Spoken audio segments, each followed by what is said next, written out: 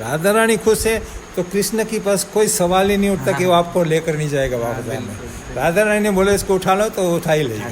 और जो माता के लिए यही मैसेज है, संदेश है कि आप एक अच्छा उदाहरण बन के रहो और अपने घर में सबको जो भोग बनाते हो उस समय भक्ति का भाव लेकर भोग बनाओ और उसको अच्छी तरह से भोग लगाओ और सबको प्रसाद खिलाओ। मतलब आज जो हो रहा है कंकरी जंगल वृंदावन में बरसाने में वो नहीं था, इतनी हरियाली थी तो बहुत ही अच्छा लगा था। उस बाहर का जो मर्डाडी है उसको नहीं देखना है, ऑरेंज का उदाहरण देते हैं कि तुम्हारे हाथ में ऑरेंज आएगा, तुम्हारा लक्ष्य है कि इसका जूस पीना है, तुम ये नहीं देखते। भक्ति का ही काम कर रहे, प्रचार कर रहे थे शुरू से। सूक्ष्म रूप में ब्रह्मा जी एक श्लोक, ब्रह्म संहिता में एक श्लोक है, उसमें समझाते हैं कि जब शिव जी तांडव करते हैं तो सारे जो भूमंडल है उसका प्रलय हो जाता है। तो उस समय जितना भी विरज नदी के साइड पर जितने भी गोले हैं वो सब सकेले जाते हैं। आनंद ही आनंद है। और ऐसे बताया गया कि गोलोक धाम में हर अगली सेकंड, हर अगली घड़ी, मिनट नहीं घड़ी, मतलब एक मिनट में 12 घड़ियाँ होती हैं। 12 घड़ी होती। तो वो एक एक घड़ी इतनी सुंदर होती, इतना दिव्य होती कि जीव आत्मा उसका आनंद में ऐसे डूब जाता है को किसी भी था। और एक नाम की महिमा इतनी गहरी है, अगर एक बार कोई डूब गया तो फिर आनंद ही आनंद है। एक बार हम जब भी कथा सुनते हैं तो जो कथा सुनाई जाती है उसका स्मरण भी करता जाना साथ साथ में। धुंधुकारी ने एक सेकंड भी वो डिविएट नहीं हुआ था। परीक्षित महाराज भी एक सेकंड के लिए भी डिबेट नहीं। वो उनको जब पहली बार मिलते हैं टॉम्स्किन स्क्वायर पार्क में तो पहले उनसे पूछते हैं कि तुम्हारा आश्रम कहाँ है, तो प्रभुपाद जी बोलते हैं ये पेड़ और ये पार्क मेरा आश्रम है। उनको लगा कि प्रभुपाद जी हंसी मजाक कर रहे हैं। किशोरी इतना तो की जो जी को जंजाल छुड़ावे, बास बरसाने को दीजो। राधे राधे आप सभी भक्तों को मैं सुनील माधवदास एक बार फिर से स्वागत करता हूँ आपके अपने चैनल ब्रज की भक्त में।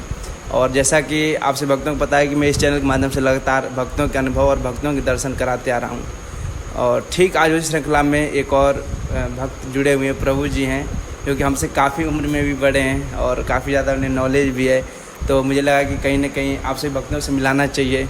और जो ऐसे भक्त लोग हैं कि बहुत जल्दी भक्ति में हार मान जाते हैं और बहुत लोग ये बोलते हैं कि हमें भक्ति है जवानी में नहीं बुढ़ापे में करनी चाहिए, जवानी में ऐश करिए मौज करिए। जो लोग ऐसा बोलते हैं तो उनके लिए काफ़ी ज़्यादा वीडियो है और हो सके तो जो नई पीढ़ी के युवा हैं उनके लिए भी ये वीडियो है। और उनको हम कैसे भक्ति मार्ग में जोड़ सकते हैं वो सब प्रभु जी से जानेंगे, क्योंकि प्रभु जी देश विदेश में बहुत जगह इन्होंने प्रचार किया है और प्रचार करने के बाद उन्होंने श्रीधाम वृंदावन बरसाना को अपनाया है। तो आइए आज उनसे बात करते हैं और काफ़ी सारी चीज़ें जानेंगे प्रभु जी से, जिसको सुनने के बाद आपके हृदय में आपको ऐसा लगेगा ना कि हम लोग साक्षात बरसाना में बैठकर इस सत्संग का आनंद ले रहे हैं घर बैठे बैठे। आप लोग बहुत भाग्यशाली हैं कि आप सभी भक्तों को श्रीधाम बरसाना के बारे में सुनने को मिल रहा है, वृंदावन के बारे में सुनने को मिल रहा है, वहाँ की आनंद की अनुभूति लेने का आपको अवसर मिल रहा है। तो आपको पीछे नहीं हटना चाहिए, जितना जल्दी हो सके उतना जल्दी इन सब चीज़ों को पकड़ना चाहिए। तो आज हमारे साथ प्रभु जी हैं, जुड़े हुए हैं इस पॉडकास्ट के साथ। तो हम सबसे पहले आप सभी भक्तों की तरफ से और अपनी तरफ से प्रभु जी के चरणों में कोटि कोटि प्रणाम दंडोत करते हैं। राधे राधे प्रभु जी, कैसे हैं आप? सबसे पहले बताइए। आनंदमय है, बरसाने में नहीं राधा रानी की कृपा है, आनंद ही आनंद है। तो प्रभु जी सर्वप्रथम आप अपना नाम बताएं हमारे भक्तों को। मेरा नाम है श्री त्रिकालज्ञ दास। श्री त्रिकालज्ञ दास। तो जी प्रभु जी सबसे पहले तो मैं ये जानना चाहूँगा कि आप राधा रानी की धाम में आकर कैसा फील कर रहे हैं? अद्भुत जी, एक आध्यात्मिक आनंद महसूस हो रहा है जी। हाँ जी। तो आप मैं आपकी बात करूँ जर्नी की, तो थोड़ा आप अपने बारे में बताइए, अपना थोड़ा इंट्रोड्यूस दीजिए भक्तों को। वैसे हम लोग, जैसे मेरा परिवार वो पुष्टि मार्गी थी, तो बचपन से कृष्ण की भक्ति तो हमारी परिवार में ही थी जी। और मेरा भाग्य अच्छा था क्योंकि मेरी गुरु माता जी वो एक महान भक्त थी, गुरु भी थी जी। तो उसके आशीर्वाद से मैं ये समझता हूँ कि आज भी मैं भक्ति में आगे बढ़ रहा हूँ जी। कुछ 1979 में हम लोग इंग्लैंड चले गए थे और वहाँ मुझे 2 भक्त मिले थे। एक जब आप 1979 में जब आप विदेश गए तो इंग्लैंड गए तो क्या उम्र रही होगी आपकी उस समय? उस वक्त 26 के आसपास में था। 26 के आसपास। हाँ जी।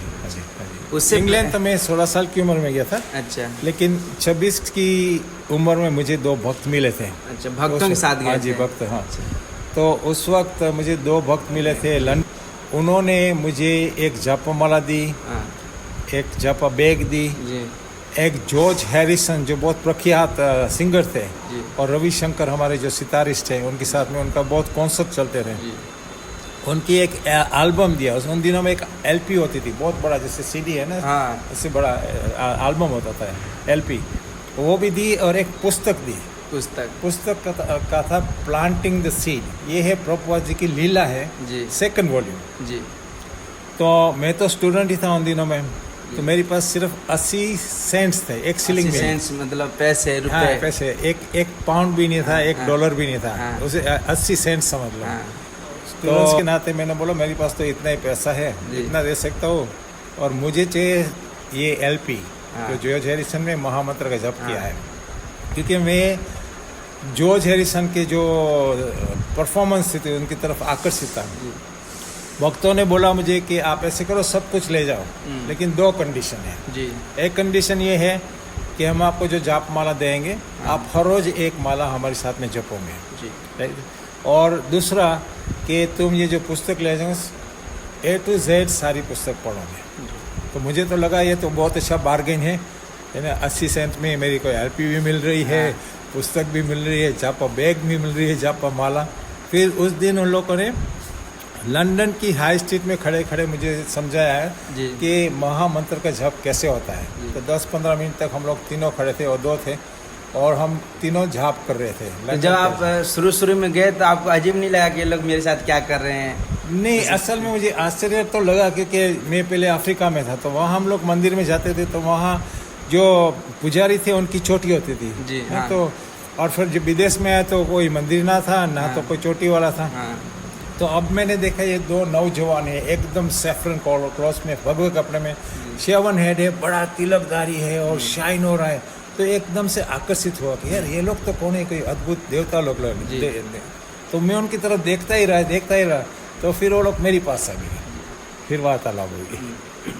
लेकिन असल में एक जाप तो किया रास्ते में, लेकिन वो पुस्तक में जब बस में बैठा वापस जाने के लिए, मुझे पुस्तक पढ़ने चालू कर दिया। तो मैंने पुस्तक चालू कर दिया, मैं छोड़ ही नहीं पा रहा था। क्योंकि उसमें क्या है, श्रील प्रभुपाद जी इंडिया से जब वेस्ट में आते हैं तो उन्हें कितनी मतलब तपस्या करनी पड़ी, 2 स्ट्रगल कितना करना पड़ा उन्हें। हाँ, तो वो पढ़ के मेरे को बहुत आश्चर्य लगा जी और अच्छा भी लगा कि यार ये तो कोई खास महान आत्मा है जी। और दूसरा पुस्तक में ये लिखा है कि माइकल ग्रांट जो मुकुंद गोस्वामी आज, वो उनको जब पहली बार मिलते हैं टॉम्स्किन स्क्वायर पार्क में, तो पहले उनसे पूछते हैं कि तुम्हारा आश्रम कहाँ है। तो प्रभुपाद जी बोलते हैं ये पेड़ और ये पार्क मेरा आश्रम है। उनको लगा कि प्रभुपाद जी हंसी मजाक कर रहे हैं। तो फिर जब उनको समझ आई कि तो अपने अपार्टमेंट में ले गए और अपना अपार्टमेंट उन्होंने श्रील प्रभुपाद को दे दिया और दूसरे दिन दूसरा अपार्टमेंट अपने लिए कर लिया। तो मुझे बहुत आश्चर्य लगा कि देखो एक अमेरिकन यंगस्टर है और एक स्वामी है, इनका ऐसे क्लिक कैसे हो गया, इसमें कोई ना कोई तो जादू होएगा ऐसे लग रहा था ना। तो मुझे एकदम से आकर्षित, इसलिए मैं पुस्तक पढ़ता ही रहा लगभग वो सारी रात पढ़ा, सुबह 4-5 बजे तक सारी पुस्तक पढ़ी। उस वक्त उस दिन से मेरा जीवन में परिवर्तन आ गया। क्योंकि आपने बात कही ना कि वो अंग्रेज था, वो एकदम से आकर्षित हुआ, क्योंकि वहाँ के आज भी ये अब तो खैर काफ़ी ज़्यादा भक्त लोग हो गए वहाँ पे। तो वहाँ पर ऐसे जब श्रील प्रभुपाद महाराज जब रोटी बनाते थे, जब रोटी फूल जाती बोलते कि ये जादू है, जादू दिखा दिया। लाइन में लग जाते थे सब लोग, एक पूरी रोल करो और अपनी अपनी पूरी बनाओ और रोटी बनाओ। वहाँ पर हमारे जो श्रीवास प्रभु जी हैं, मतलब वो भी बोलते हैं कि अगर हम लोग सेपरेट में बाहर निकल जाएं तो बोलते हैं व्हाट इज दिस, तो पूछते हैं कि ये क्या है, लाल कपड़े, आश्चर्य लगता है उनको। हम लोग जैसे लंदन में थे तो हम 3 यूनिवर्सिटी में प्रचार करते थे, तो हमारे पास 3-3 घंटे होता था इवनिंग को। तो सबसे पहला 1 घंटा हम यही बना देते हैं कि रोल अप पूरी एंड फ्राई अप पूरी। सब लोग लाइन में लग जाते हैं, 70-80 लोग, और सबके लिए बेलन पूरी का जो आटा बना रेडी होता है और सब लोग रोल करते जाते और अपनी अपनी पूरी लेकर कढ़ाई में डालते और ब्लो होती तो उनका मुंह भी ब्लो होता। अरे यार तो बहुत कितनी अच्छी चीज है, ठीक है। वो तो यूज्ड टू है ब्रेड खाने में ऐसी चक्कर में ना, तो ये बहुत अच्छा लगता है। और इसी जरिए वो लोग भक्ति की तरह आकर्षित भी होते हैं, क्योंकि पूरी बना कर हमने तो भोग लगाना है, भोग लग गया मतलब कि प्रसाद बन गया। बिल्कुल। प्रसाद का मतलब क्या है, भगवान और भगवान के प्रसाद में हाँ, कोई अंतर नहीं है, कोई तो अंतर उनको नहीं। भगवान मिल गए। हाँ। उससे बढ़िया क्या क्या चीज़ कोई हो सकती है ना। हाँ। तो आप कितने साल रहे बाहर विदेश में टोटल?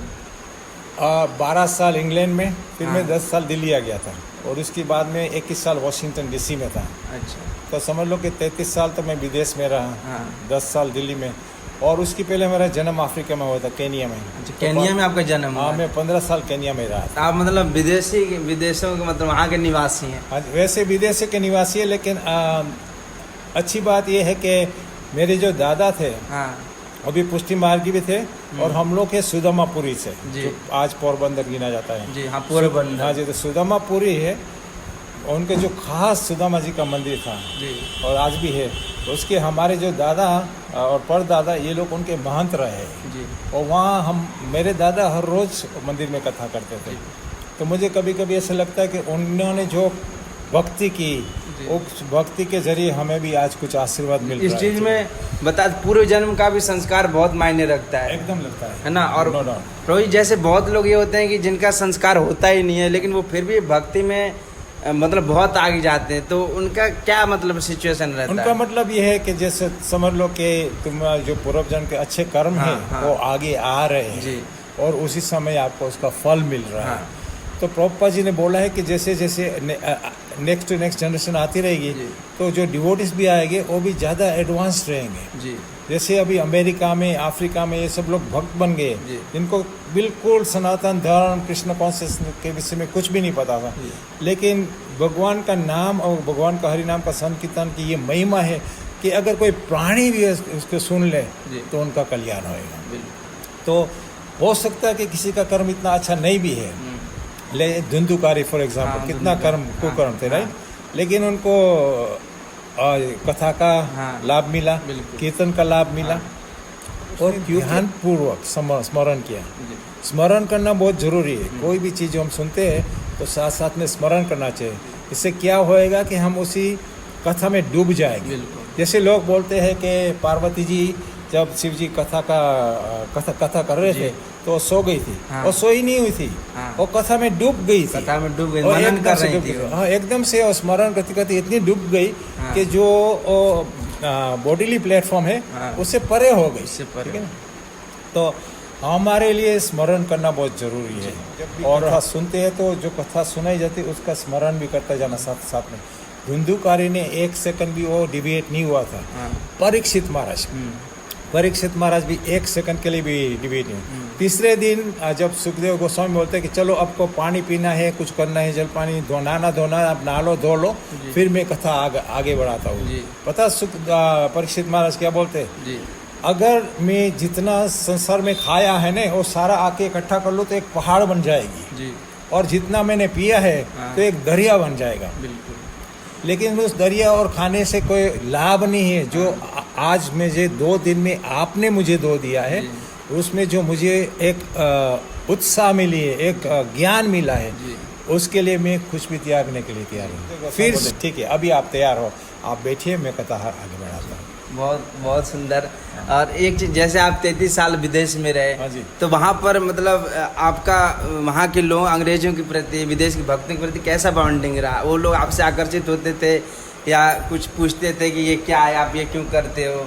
अंग्रेजी लोग तो पूछते ही होंगे ना, ऐसा कुछ? हाँ, अंग्रेजी लोगों का एक अच्छी बात है कि अगर उसको उनको आश्चर्य लगेगा या तो डाउट होएगा, हाँ। तो वो लोग आगे पूछते हैं, जी। और वो जब पूछते हैं तो वही समय होता है हमारे लिए, एक अपॉर्चुनिटी होती है जी, आपके लिए एक तरह से ऑफर और होता है। उनको हम कृष्ण भक्ति के मार्गदर्शन करवाएं। जी। और ज़्यादा से ज़्यादा लोग जब सुनते हैं जी। तो आगे बढ़ते हैं। देखो ना, प्रभुपाद जी को एक बार सुन के सब लोग कितने लोग आगे जी। हाँ, कुछ ऐसे लोग भी होते हैं जो क्रिश्चियन लोग होते हैं, या तो जैसे हाफ मुस्लिम हाफ क्रिश्चियन है, जो एथिस्टिक पीपल, नास्तिक लोग हैं, वो लोग झगड़ा भी करेंगे, गालियाँ भी देंगे। लेकिन देखिए, एक भक्त होता है ना, और जो बिच्छू का और भक्त का जो उदाहरण देते हैं, बिच्छू का काम क्या है? डाकने का है। भक्त का काम क्या है? उद्धार करने का। चाहे बिच्छू कितनी बार भी डाकेगा, लेकिन भक्त अपने कर्तव्य से नहीं मिटेगा, बिल्कुल नहीं हिलेगा। तो प्रभुपाद जी ने हमको ये समझाया था, सिखाया था कि तुम खुले आम कृष्ण भक्ति बांटो। जी क्योंकि जैसे हम खुले आम सही भाव से श्रद्धा पूर्वक जब हम बांटते हैं तो क्या होता है कि भगवान हमारे साथ में होते हैं, बिल्कुल। गुरु का आशीर्वाद हमारे साथ में होता है। और उस समय ऐसा होगा, कोई समस्या ऐसी आएगी ना तो उसका जवाब भी वो हरि नाम के द्वारा आगे आ जाएगा। जैसे गौर किशोर दास बाबा जी के महाराज के पास जाते थे, वो तो अनपढ़ थे, तो लेकिन उनके पास जो पंडित भी जाते थे तो ऐसे ऐसे जवाब देते थे कि पंडित भी हैरान हो जाते थे, अरे अनपढ़ है तो इसको ऐसे श्लोक कहाँ से आ गया। भक्ति सिद्धांत सरस्वती महाराज समझाते हैं क्योंकि उसका हरि नाम में इतना मग्न थे, वो हरि नाम इतना प्यार और भाव से श्रद्धा से करते थे कि भगवान को स्वयं उनकी जीवा पर आकर जवाब देना पड़ता है। तो यही है, हमारी श्रद्धा सही है तो कोई भी समस्या का सामना अपने आप हो जाएगा, क्योंकि भगवान हमारे साथ में है। यहाँ पर एक क्वेश्चन आ रहा है मन में, आपने बोला कि जैसे हम नाम जप करते हैं, लेकिन आजकल जो युवा पीढ़ी है वो बोलती है इस नाम में क्या है, हम क्यों जप करें, हमारे लिए तो वो संसारिक पढ़ाई जरूरी है। हम मानते हैं जरूरी है, लेकिन ये जो आपने बोला कि नाम जप से हमें सारे ज्ञान हो जाते हैं, तो क्या उस टॉपिक पे आप कितना आप बोलना चाहेंगे जो नई पीढ़ी की, जो नई युवा विषय पीढ़ी में है? जॉर्ज हैरिसन ने बहुत अच्छा सेंटेंस दिया है। इसने जो कृष्ण बुक्स हमारी है वो इनिशियली उसका प्रिंटिंग और पब्लिकेशन सब जॉर्ज हैरिसन ने करवाया था। उसमें इसने अपना वो भी दिया है विचार, एक्सपीरियंस भी होगा ना अपना। उसमें वो बताते हैं the proof of the pudding is in the eating. कोई मिठाई तुम्हारे सामने रखेंगे, जब तक तुम खाओगे नहीं तो तुम्हें कितना पता लगे कि कितनी मीठी है, ठीक है ना। तो ये आध्यात्मिक जो मिठाई है हरि नाम की, जब तक तुम श्रद्धापूर्वक और अच्छी तरह किसी के संग में नहीं करोगे तो तुम्हें समझ कैसे आ जाएगी कि तुम्हें इसमें क्या स्वाद है, इसके क्या मतलब बेनिफिट्स है ना। सही कह रहे हैं। और आप ये भी देखिए कि अगर जॉर्ज हैरिसन के जैसे बड़े बड़े लोग आकर भगवान के नाम का आधार लेते हैं, भगवान के नाम सहारे आगे बढ़ते हैं। एक बार जॉर्ज हैरिसन 2 भक्तों को मिले थे, मुकुंद महाराज और श्याम सुंदर को। उनका कॉन्सर्ट था, अल्बर्ट हॉल में कॉन्सर्ट था।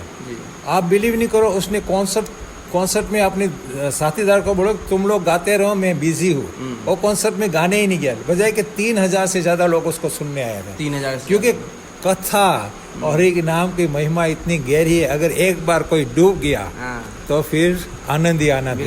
एक बार गलती से कान में चला भी गया तो वो फिर। तो इन युवकों को मैं ये बोलता हूँ कि तुम सब लोग आनंद के पीछे भाग रहे हो। तुम्हें सोच रहे कि पैसा मिल जाएगा तो आनंद मिल गया, अच्छा साथी मिल जाएगा तो आनंद मिल जाएगा, लेकिन जो अगर हरि नाम का जो आप महिमा है उसका जो आनंद का उसको अनुभव करोगे तो आपको सब कुछ मिल जाएगा।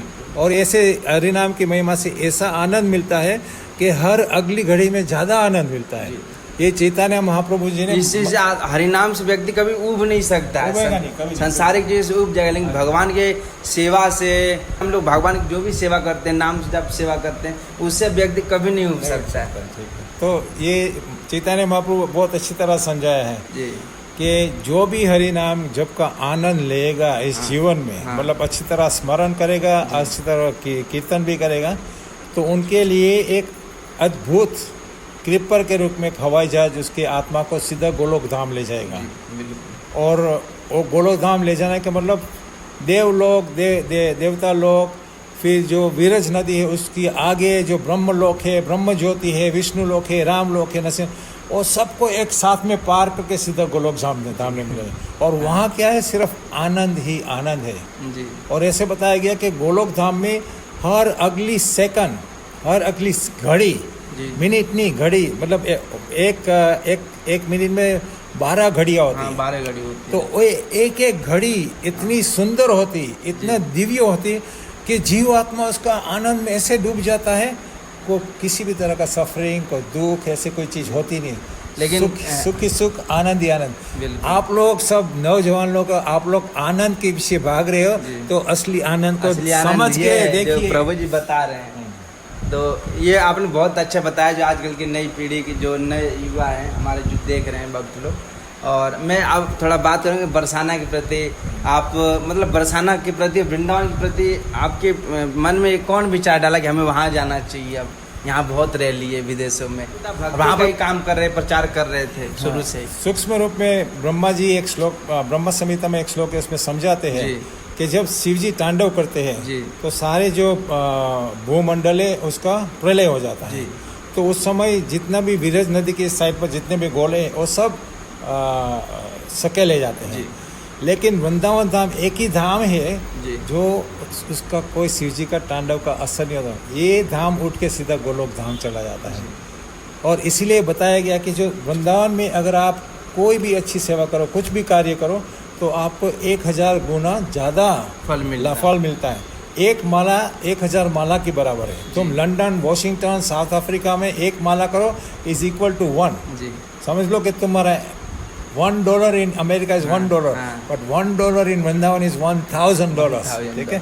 आयेंद्र प्रभु इसके वजह से बहुत अच्छी तरह समझाते थे। कुछ भक्तों ने बोला कि तुम यहाँ कीर्तन करते हो, विदेश में आके क्यों नहीं करते?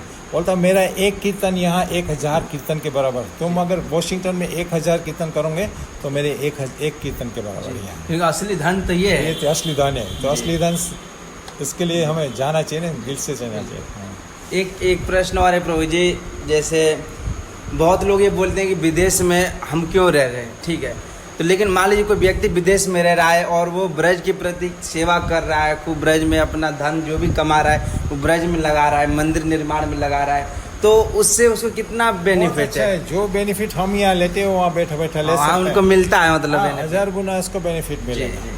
तो जहाँ भी है वहाँ हरि नाम का जप करेगा, हरि नाम का कीर्तन करेगा, भगवान के नाम का प्रचार करेगा। तो वो तो जहाँ भी है उसके साथ में वृंदावन है ही है। जी, बिल्कुल है।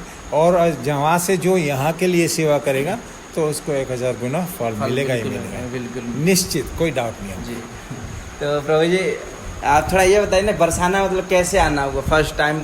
जब आप फर्स्ट टाइम आप आए थे तो उस समय क्या क्या डेवलपमेंट था, कैसा लगा आपको यहाँ पर आके फर्स्ट टाइम जब आप आए थे? सबसे पहली बार मैं आया था 1987 में। 1987। तो उस वक्त तो बहुत हरियाली थी, बहुत हरियाली। और मतलब आज जो हो रहा है कंक्रीट जंगल वृंदावन में बरसाने में वो नहीं था जी। इतनी हरियाली थी तो बहुत ही अच्छा लगा था। उस समय थोड़ा बात बताइए। उस समय में मोर भी इतने सारे भ्रमण करते थे ना, सब जगह मोर ही मोर दिखते थे, अच्छे अच्छे कोयल दिखती थी, बक लोग भी ज़्यादा दिखते थे। अभी क्या कि अभी समझ लो कि 30 साल के बाद में बाहर की इंडस्ट्री यहाँ आ गई है तो बहुत परिवर्तन हो चुका है। फिर भी प्रभुपाद जी ने एक उदाहरण दिया है कि जब आप ब्रज में आते हो तो आपने एक निष्ठा से ये याद रखना कि तुम ब्रज में आए हो जी। बाहर का जो मर्डाडी है उसको नहीं देखना है। ऑरेंज का उदाहरण देते हैं कि तुम्हारे हाथ में ऑरेंज आएगा, तुम्हारा लक्ष्य है कि इसका जूस पीना है। तुम ये नहीं देखते इसका छिलका क्यों है, इसके अंदर रस्सी क्यों है, इसके अंदर बीज क्यों है, सब कुछ निकाल के आप आगे बढ़ते हो। ठीक है। बहुत सुंदर। एज कितनी होगी? अभी मैं 70 हूँ। 70। और मैं माताओं के लिए स्पेशली बात करना चाहूँगा कि जैसे बहुत से माताएं बोलती हैं कि हमारे बच्चे मतलब बच्चे जो होते हैं बच्चों को अच्छे संस्कार नहीं दे पाते हैं लोग। आजकल की जो माताएं हैं उनको बहुत ज़्यादा मतलब डाइवर्ट कर देते हैं फ़ोन वगैरह में इधर उधर। फिर वही बच्चे जब बड़े हो जाते हैं तो उनकी कोई रिस्पेक्ट नहीं करते हैं, कोई आदर नहीं। आप देख सकते हैं कि अब ये बेटा भी जवान है, बहू भी जवान है, लेकिन फिर भी माताओं को ले जाकर अपनी माता जी को बोल रहा है कि मेरी माँ आप उनको रख लीजिए। तो ऐसा आप एक उदाहरण मैं देता हूँ कि आज हमने कुछ दिनों पहले ही सुना था जी कि हमारे ब्रज में गांव में लोग गाय पालते हैं जी। और जो सिटीज़ है चाहे दिल्ली है लंदन है वहाँ लोग कुत्ता पालते हैं जी। हम लोग गाय के साथ में गाय की सेवा में गाय के साथ में गाय को चराने के लिए जाते हैं और लोग कुत्ता को लेकर जाते हैं। तो आप इतने में समझ सकते हैं कि उनकी दशा क्या होने वाली है। ठीक है ना। अगर तुम्हारी डॉग कॉन्शियस नहीं है तो अगले जन्म में तुम्हें कुत्ते का ही जन्म मिलेगा। तुम गाय की परवरिश करो, गाय की सेवा करो, उसके शरीर में 33 करोड़ तो देवता ही विराजमान है। तो तुम्हारे साथ में 33 करोड़ का अपने आप आशीर्वाद है। तुम्हें कोई अलग अलग पूजा करने की जरूरत। गाय की पूजा की 33 करोड़ देवता भी आ गए, ब्रह्मा जी भी आ गया, शिव जी भी आ गया, विष्णु भी आ गया, सब चीज उसमें आ गई। तो गाय हमारे कन्हैया जी को वैसे प्रिय है। और जो माता के लिए यही मैसेज है, संदेश है कि आप एक अच्छा उदाहरण बन के रहो और अपने घर में सबको जो भोग बनाते हो उस समय भक्ति का भाव लेकर भोग बनाओ और उसको अच्छी तरह से भोग लगाओ और सबको प्रसाद खिलाओ। और प्रसाद खाते खाते इन लोगों के जीवन में परिवर्तन अपने आप आएगा, क्योंकि अलग अलग चीज़ में प्रयास करने में बड़ा मुश्किल होता है। और जितना भी हो सके उनको मंदिरों में ले जाओ, कथा में ले जाओ, कथा सुनते तो ठीक है, लेकिन अगर वहाँ समस्या है तो कोई बात नहीं, आप उनको प्रसाद खिलाते रहो। ये प्रसाद का महिमा है, प्रसाद का अद्भुत जो उनके ऊपर आशीर्वाद होएगा और बच्चों के ऊपर परिवर्तन हमेशा के लिए रहेगा। और बहुत बहुत आपका धन्यवाद, बहुत सुंदर। एक चीज़ और, मतलब अभी तक आपके जीवन में कोई ऐसा कोई चमत्कार हुआ, ठाकुर जी ने ऐसा चमत्कार किया हो, साक्षात कृपा हुआ हो, आपको ऐसा अनुभव हुआ हो कभी ब्रज में रह रहे इतने साल से? देखो, हमारी गुरु माता ये बोलती थी कि सपनों के जरिए तुम भगवान से भी बात कर सकते हो, तुम गुरुजनों के साथ भी बात कर सकते हो। नरोत्तम दास जी, उसका जो भी लीला कथा सुनेंगे तो उसमें समझ आएगी कि वो सपने में भी राधा रानी उनके पास आती थी और साक्षात भी राधा रानी आती थी। ऐसे ही चैतन्य महाप्रभु उनकी सारी एंटावरेज उनको मिलने आती थी, आशीर्वाद देने आती थी, और सपने में भी उनके साथ में रहते थे। तो इतना हम बोल सकते, ज़्यादा तो नहीं बोलेंगे कि सपने के जरिए हमने बातें बताई भी नहीं जाती। हाँ, बहुत अद्भुत चीज़ें हमने महसूस की है, जिसके जरिए हमारी श्रद्धा अद्भुत डीप लेवल पर चली गई है कि हमें कोई किसी भी तरह का डाउट नहीं है भक्ति में, कि भक्ति के सामने किसी भी चीज़ की तुलना नहीं हो सकती। जी बिल्कुल। तो आप श्री हमारे राधा रानी यहाँ पर आए, श्री राधा कुंज बिहारी मंदिर में, तो आज हमारे लाडो के बारे में एक दो शब्द क्या बोलना चाहेंगे? यही बोलेंगे कि लाडो का आके दर्शन करिए जी, लाडो के पास आकर प्रार्थना करिए कि हमें भी भक्ति में आगे बढ़ाइए। देखो, जो माँ होती है उसको सब कुछ पता है कि बच्चे को क्या चाहिए। जब बच्चा रोता है तो उसको पता लग जाता है कि इसको दूध पीना है, या तो इसको सफाई करनी है, या तो इसको सुलाना है। इसलिए आप आके माँ के सामने खूब रो, लेकिन कुछ मांगो मत, और प्रेम से रो। प्रेम से उनसे उनका माँ होती है, सब कुछ दे देगी। ये लाडो है ना, तुम्हारा सब चीज़ उसको पता कि तुम्हारे लिए क्या अच्छा है और तुम्हें भक्ति में आगे कैसे बढ़ाना है। वही उसके जरिए, तो अगर राधा रानी खुश है तो कृष्ण के पास कोई सवाल ही नहीं उठता कि वो आपको लेकर नहीं जाएगा वापस में। राधा रानी ने बोले इसको उठा लो तो उठा ही लेगा, ठीक है। तो इसलिए लाडो के पास आइए। कृष्ण भगवान अपने ज़्यादा राधा रानी को महत्व देते हैं। इतने पशु पंछी सबकी माँ वही है, वही सबको आशीर्वाद देती है, तो उनका आशीर्वाद कर लीजिए। आपका मैं बहुत बहुत धन्यवाद। और मैं चाहूँगा कि एक बार हमारे श्री राधा कुंज बिहारी जी के बारे में दो शब्द बोलें, यहाँ के बारे में, अपने मंदिर के बारे में। देखिए, मंदिर शिला प्रभुपाद जी ने इसलिए बनवाए कि मंदिर में हम लोग आएंगे तो हमारी श्रद्धा बढ़ेगी। तो राधा कुंज बिहारी का दर्शन करने के लिए सबको आना चाहिए, आते ही रहना चाहिए। यहाँ भक्तों का संग भी करना चाहिए, आरती का दर्शन करना चाहिए। दर्शन के समय ये देखना है कि विग्रह ही नहीं है, साक्षात निकुंज बिहारी जी, और उनके साथ में उनको अच्छी तरह से अपने मानसिक रूप से आप उनसे वार्तालाप करो, और आपको वार्तालाप में बहुत गुण होएगा और आपको बहुत मार्गदर्शन भी मिलेगा। बहुत बहुत धन्यवाद। आपने हमारे भक्तों को सही में आज हम कर्जदार हो गए आपने इतना अच्छा समय दिया हमारे भक्तों को, उसके लिए धन्यवाद। आपने भी टाइम दिया, आपने हमारे भक्तों को हमें एक प्रिविलेज दी, अपॉर्चुनिटी दी। अरे मैं आपसे आगे बहुत, मैं तो बच्चा हूँ आपके आगे, बस आप ही बस कृपा बनाए रखिए। राधा रानी की तो कृपा है ही है, लेकिन बोलते हैं ना कि भगवान राधा रानी को खुश करने के लिए भगवान भक्तों की शरणागति लेनी पड़ती है। भक्तों से एक और निवेदन करना चाहूँगा। आज हमारे श्री राधा कुंज बिहारी मंदिर में एक दीदी आई थी, और जो क्या नाम था उनका, पूजा दीदी आई थी। तो उनका सिचुएशन क्या था कि उनके दो भाई हैं ना, उनके दो भाई, एक 14 साल का, हाँ, दो भाई हैं, एक 14 साल के, एक 10 साल के, लेकिन दीदी हैं वो बड़ी हैं मतलब। तो उनका क्या हुआ था कि वो बचपन में क्या बोले, आज से 5 साल पहले एक्सीडेंटली उनके माता पिता जी का डेथ हो गया। वो ब्रजवासी हैं, और तो क्या हुआ कि अब वो अकेले हैं, जो पूजा दीदी हैं वो अकेली हैं, वो सारा अकेले मतलब अपने दोनों भाइयों का, फिर स्कूल का, फिर खाना पीना जो भी है सारा सेवा मतलब अकेले कर रही हैं। तो उस समय हमें लगा कि हमें भी कुछ मतलब हेल्प करना चाहिए, और प्रभु ने बताया कि प्रभु ब्रजवासियों को अगर हम सेवा करने का मौका मिले तो थोड़ा इसके ऊपर बताइए उन लोगों के बारे में, वो कैसे सेवा कर सकते हैं। श्री कृष्ण भगवान ये समझाते हैं कि तुम लोग मेरी सेवा करते हो तो मुझे अच्छा लगता है, लेकिन तुम मेरे भक्तों की सेवा करोगे तो मुझे अधिक गुना उसमें आनंद मिलता है। जैसे आप किसी पिता को या तो माता को लिए कुछ करोगे जी। तो अच्छा तो उनको लगेगा, जी। लेकिन उससे ज़्यादा जब उनके बच्चे के लिए कुछ करोगे जी। तो उनकी खुशी का कोई कोई ठिकाना नहीं। ठिकाना नहीं। इतना मतलब इतनी खुशी होती है कि तो यही खुशी जब ब्रजवासियों की सेवा करेंगे जी। तो राधा कृष्ण मैं वही मैं सोच रहा हूँ, थोड़ा आप बोल दीजिए। मैं वही बोल रहा हूँ कि ये भक्त लोग जो देख रहे हैं वो लोग उनको थोड़ा सेवा करें, मतलब एजुकेशन के लिए, पढ़ाई के लिए, कपड़ा के लिए। अगर आप लोग अगर सेवा करने लायक हैं, और वो तो वही कर सकता है जिसके अंदर राधा रानी प्रेरणा देगी। वो तो बोले ना प्रभु जी की माँ है, वो तो माँ को सब पता है कब किससे दिलवाना है, कब किससे लेना है, सब उनको पता है। तो अगर आप लोग भक्त लोग अगर प्लीज़ अगर आप लोग सेवा करना चाहें तो इनकी ज़रूर सेवा करिएगा आप लोग, क्योंकि ब्रजवासी हैं और ब्रजवासियों को सेवा करना अगर ऐसा अवसर मिल रहा है तो कभी पीछे नहीं हटना चाहिए, ज़रूर करना चाहिए। अगर आप लोग चैनल पे नए हैं तो चैनल को सब्सक्राइब कर लीजिएगा, वीडियो को लाइक कर दीजिएगा। और एक बार फिर से आप सभी भक्तों को सीधाम बरसाना से श्री राधा कुंज बिहारी मंदिर से हरे कृष्णा, राधे राधे। वो कैसे क्या हुआ था आप बता सकती हैं थोड़ा?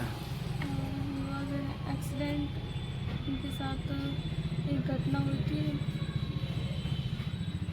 मतलब जो भी है, मतलब एक्सीडेंटली हुआ था, है ना? तो उसके बाद मतलब आप कैसे अपने आप को संभाला आपने? उसके बाद मैंने, मेरे जो भाई थे वो बहुत छोटे छोटे थे। जी, तो मतलब सबसे बड़ी आप ही हैं घर में? और फिर मैं भी पढ़ाई कर रही थी। पढ़ाई के साथ साथ मैंने छोटा मोटा जो काम है जैसे छोटे बच्चों को पढ़ाना, जी। घर की ट्यूशन में छोटे बच्चों को पढ़ाना,